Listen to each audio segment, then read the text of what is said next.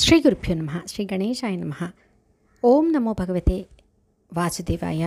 మాఘపురాణం 14వ అధ్యాయం. బ్రాహ్మణ స్త్రీ భర్తతో స్వర్గానికి వెళ్ళుట. ఓ దిలీపుడా, మాఘమాసంలో స్నానమాచరించడం వల్ల కలుగు ఫలమును పార్వతికి ఈశ్వరుడు చెప్పింది వింటివి కదా. అటులనే విప్రకన్య తన భర్తతో ఎటుల విష్ణు సాయుధ్యం పొందెనో వివరింతును, సావధానుడివే ఆలకించుము. పూర్వకాలమందు కాశ్మీర దేశందు కల ఒక గ్రామంలో సుబుద్ధి అను ఒక బ్రాహ్మణుడు కలడు. అతడు 4 వేదములు చదివి అర్ధ తాత్పర్య సహితంగా వర్ణించగల పండితుడు. చదువునందిట్లా పాండిత్యం కలదో, బుద్ధి ఎందును పేరుకు తగినట్లే పెద్దల్ని గౌరవించుట, భూతదయ్య కలిగి అందరి మనల్ని పొందిండెను. అతడు గొప్ప పండితుడు వల్ల అనేక మంది ఇతర పండితులు అతని వద్దకు చేరి శిష్యులేరి. ఆ బ్రాహ్మణులకు 10 సంవత్సరాల బాలికమణి కలదు. ఆమె పేరు సుశీల. ఆ బాలిక కడు రూపవతి, సుగుణాల రాశి, అందాల భరిణ, లేడిక నిలువలే చక్కటి నయనాలు గలది. నిండు చంద్రుని ముఖం వంటి కలది. 9 రెక్కలు పోయి నల్లని పొడుగాటి తల వెంట్రుకలు కలది. ఆమె నడిచిన ఎడల హంసనడకను వర్పించిన నడక కలిగది. అందమైన ముఖవచ్చస్సు కలది. కూకిలి కంఠం కలది. ఆ సుందరాంగి ముక్కు పండ్ల వరుస చూసిన వారికి మరలా మరలా చూడవలెనని కోరిక పుట్టును. అటువంటి సర్వలక్షణులు గల తన కుమార్తెను ఎవరికిచ్చి పెళ్లి చేతునా అని తండ్రి సుబుద్ధి ఆలోచించుచుండెను. ఒకనాడు సుమిత్రుడన్న శిష్యుడొకడు గురువుగారింట జరుగు దైవకార్యమునకు పూజాద్రవ్యను తెచ్చుటకై అడవికి బయలుదేరి వెళ్ళిచుండగా దారిలోనున్న ఉద్యానవనంలో సుశీల తన స్నేహితురాండ్రులతో బంతులాట ఆడుకుంటుండెను. ఆ బంతి బయటకు పడినందున బంతి తెచ్చుటకు తోట వెలుపలికి సుశీల వచ్చి సుమిత్రుని చూసింది. సుమిత్రుడు కూడా యుక్త వయసులో ఉన్నాడు. చక్కటి అవయవ సౌష్ఠవం కలవాడు. విశాలమైన వక్షం కలిగి బంగారు కాంతి గల రూపవంతుడు. అతని అందమును సుశీల చూడగానే నివ్వెరపోయింది. అతనిని తదేక దృష్టితో చూసి అతని వెంటపడింది. సుమిత్రుడు తన కార్యం కొలది చాలా దూరం ఎగాను. అలా కొంత దూరం ఎగుసరికి ఒక కోనేరు కనిపించెను. ఆ కోనేరు నిండా తామర పువ్వులు విరబూసున్నాయి. తుమ్మెదలు గుంపులుగా ఎగిరి తామర పువ్వుల్లోని మధువును గ్రులుచు మత్తెక్కి ఎగురుచున్నవి. అచ్చటనున్న వివిధ ఫలవృక్షాల పువ్వులతోనూ పండ్లతోనూ నిండి ఉన్నాయి. కోయిలలు తమ మధుర కంఠాలను విప్పి కూయిచున్నవి. మగనెమ్మళ్ళు ఆడనెమ్మళ్లకు తమ అందాన్ని చూపించడక కాబోలు తమ తమ పింఛములను విప్పి నాట్యమాడుచున్నవి. నీటి జంతువులు తామర తుండ్లను తింటూ ఒక్కొక్కప్పుడు పైకి ఎగిరిపడుతూ నీటిలో ఈడ్చున్నవి. సుమిత్రుడు దూరం నుంచి అలసిపోయి ఉంచినందువల్ల ఆ చల్లని నీరు గ్రోలి చెట్ల నీడన విశ్రమించుండెను. వెనక నుండి వచ్చిన సుశీల అచ్చట ప్రకృతి రమణీయతను చూసి మల్లా, జాజి, సంపెంగ పువ్వుల వాసనలకు మన్మథ చేష్టలతో మత్తెక్కిందై చెట్ల కింద విశ్రమించున్న సుమిత్రుని సమీపానికి మెల్లగా వచ్చి నిలబడింది. సుమిత్రుని సౌందర్యమును కనులారా చూసి చెలించిపోయింది. ఇక తానే సుమిత్రుని పలకరించింది. అందగడా సుమిత్ర, నిన్ను చూసింది మొదలు నా మనసు నా స్వాధీనంలో లేదు. అందుకే నీ వెనక ఇంత దూరం వచ్చి తిని ఈ ఏకాంత ప్రదేశం నన్ను కౌగిలించుకుని నాతో కూడుము. నీ వయస్సు నా వయస్సు సరిసమానం. ఇద్దరము ఏరి కూర్చున్న జంటల వలెనే ఉన్నాము. చిలక గోలింకల వలెనను రతి మన్మధుల వలెనను లీనమైపోదుము. ఆ చెట్టుపై ఉన్న గువ్వల జంటను చూడు. మధువుని తాగి మత్తెక్కిన ఆ 9 జంటను చూడు ఎలాగున్నవో. కాన రమ్ము, నా యవ్వన బింకాన్ని ఆగ్రాణించుము. సమయమును జారవిడుకుము. నా సుకుమార లీత శరీరాన్ని సున్నితంలో అవయవాలను నీకు అర్పింతును. నీవు మన్మథుని వలె వచ్చి నన్ను కౌగిలించుకో అని అనేక విధాల ఆ విప్రకుమాని తొందరపెట్టసాగాను. అంతా సుమిత్రుడు నిశ్చేష్టుడే. నోటమాక రాక శిలా విగ్రహం వల్లను. కొంతసేపైన తర్వాత, బాలా, నీ మాటలు చూడ పిచ్చిదని వలె ఉన్నావు. నీకేదైనా గ్రహం ఆవరించిందా అని సందేహం కలుగుచున్నది. అదియునుగాక నీవు నా గురువు కుమార్తెవు. నేను నీకు అన్ననగుదును. నీవు నాకు చెల్లి వంటి దానివి. నీ మనసును నీవు స్వాధీనంలో చేసుకోలేని స్థితిలో ఉన్నావు. నీవెంతటి అందగత్తెవైనను హద్దుమూరి ప్రవర్తించుట భారతనారికి తగదు. అదేకాక నీవు విద్యావతివి పుణ్యవతివి కాన నీ ప్రయత్నము మానుకొనుము. నీకు కష్టములు ఎదురవును.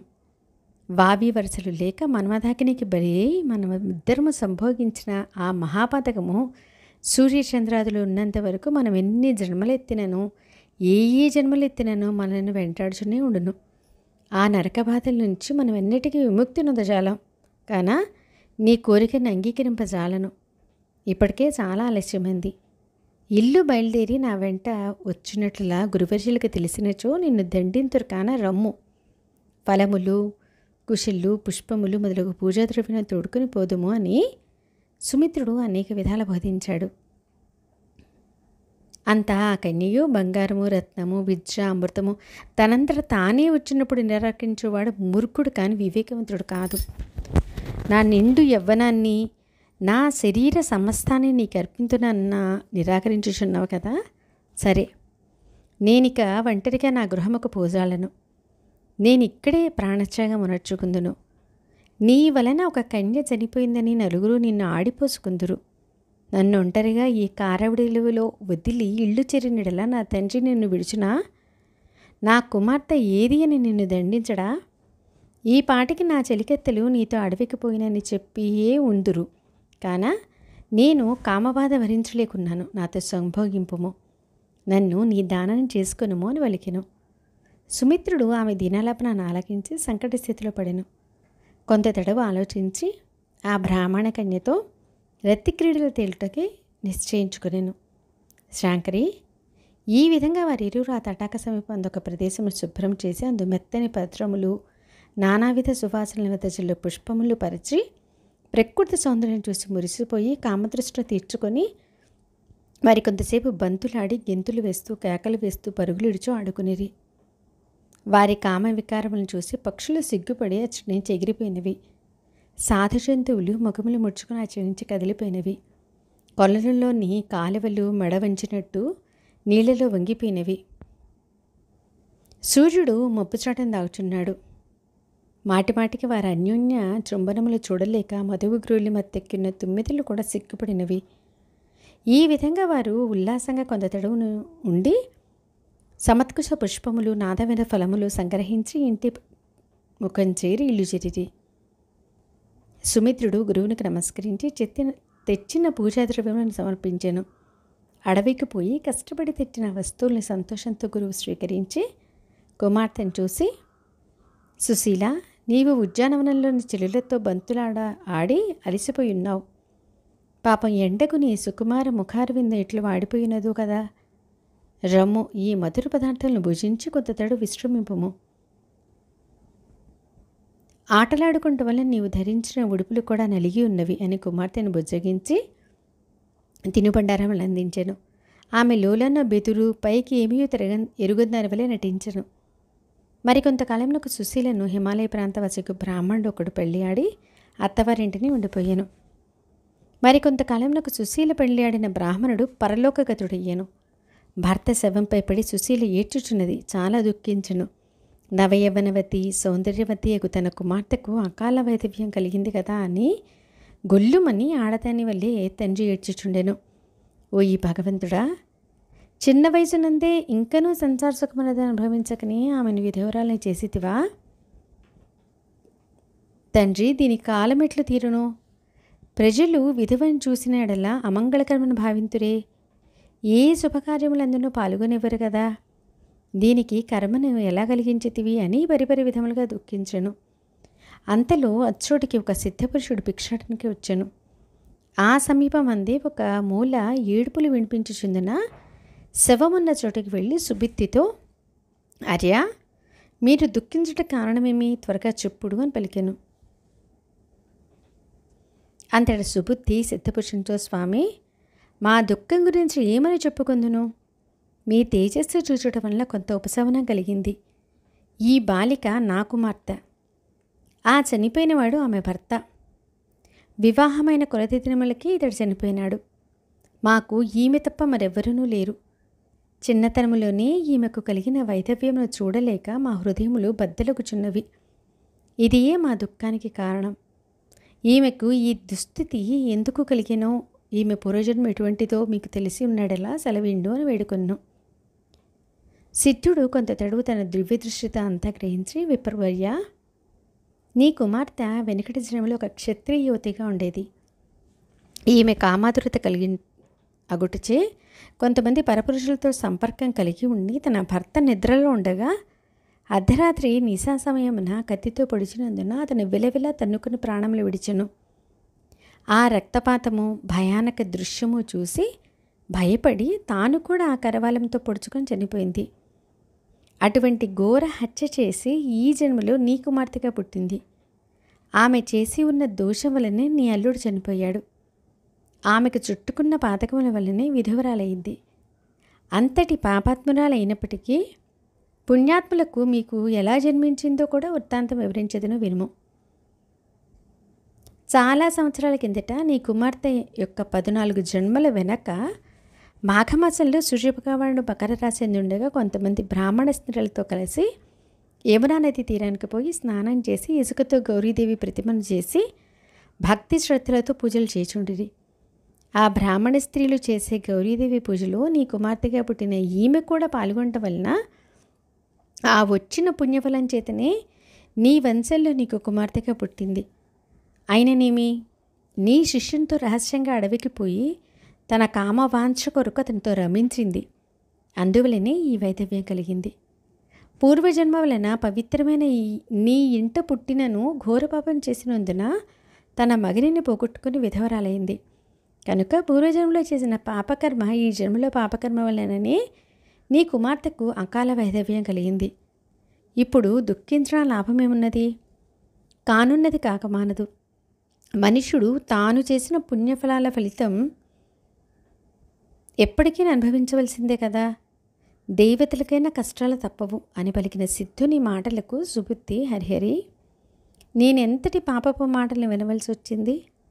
పూర్వజన్మలో నా కుమార్తె తన భర్తను హత్య చేసి తాను ఆత్మహత్య చేసుకుంది. సరే, ఈ జన్మలో కూడా కన్యగా ఉండి నా కుమారుడితో సమానుడు, తనకు సోదరుడు వంటి వాడిని గ్రహించక నా శిష్యంతో కూడిందా?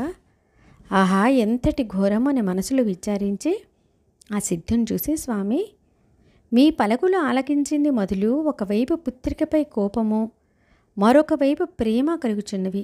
కానా కుమార్తె పాపము నుండి ఎటులు విముక్తురాలగునో, తిరిగి నా అల్లుడు ఎటులు పునర్జీవితుడగునో మీరు వినిపించవలసిందిగా కోరుతున్నాను అని పలికెను.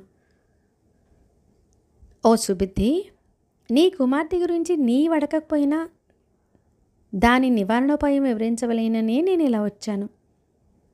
ఈ మాఘమాసంలో నీ కుమార్తె చేత నదిలో కానీ చెరువులో కానీ సూర్యోదయం కాగానే స్నానం చేయించి అచ్చటని ఇసుకతో గౌరీదేవిని చేసి ముత్తైదులతో కలిసి ధూపదీప నైవేద్యములు ఇచ్చి పూజలు చేయించుము.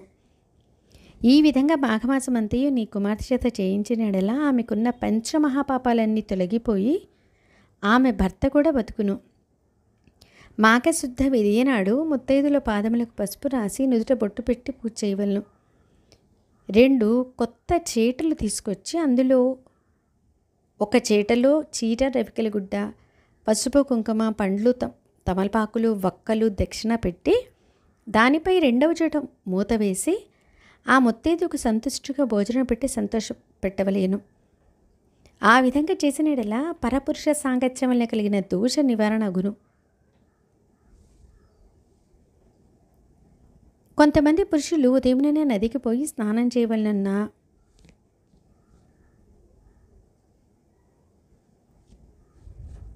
అయిష్టతను చూపుదురు. అట్టి వారిలో భార్య అయినను ప్రోత్సాహపరిచి వారు కూడా నిష్ఠగా మాఘమాస స్నానములు చేయవలేను.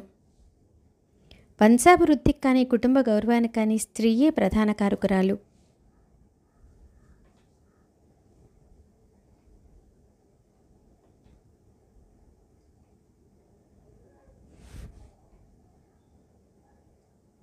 ఈ మాఘమాసంతా స్నానం తప్పనిసరిగా స్త్రీ ఆచరించవలేను.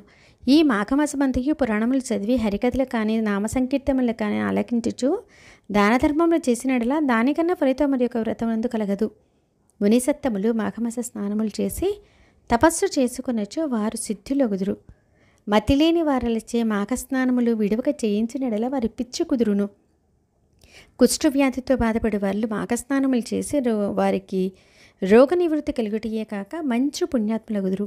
స్త్రీ కానీ పురుషుడు కానీ మాఘమాస స్నానంలో డాంబికంతో నలుగురు చూసి పొగడుతున్నట్లుగా కాక చిత్తశుద్ధితో స్నానములు చేసి విష్ణు దర్శనము, సూర్య నమస్కారాలు, పురాణములు చదువుట, హరినామ సంకీర్తనలు చేయుట మొదలైనవి నిరాడంబరంగా చేయవలేను. మాఘ స్నాన చేయుచున్నను తన్ను తాను పొగడుకున రాదు. అటులా చేసిన చిత్తశుద్ధి లేని శివపూజలేరా అను రీతిగా నిష్ప్రయోజములగును అని సుబుద్ధికి భిక్షాటనకి వచ్చిన సిద్ధుడు ఉపదేశించెను. ఓ శాంకరి, ఆ విధంగా సిద్ధుని ఉపదేశంలో పొందిన సుబుద్ధి తన కుమార్తె చేత మాఘస్నానములు ఆచరింపచేసి దానపుణ్యములు చేయించగా చనిపోయిన అల్లుడు తిరిగి నిద్రలో మేల్కాంచిన వారిని వల్లే లేచి జరిగిన వృత్తాంతం విని తాను కూడా తన భార్యతో పుణ్యకార్యములు చేసి పాపరహితుడయ్యను. ఓం నమో భగవతే వాసుదేవాయ. మాఘపురాణం 14వ అధ్యాయం సంపూర్ణం.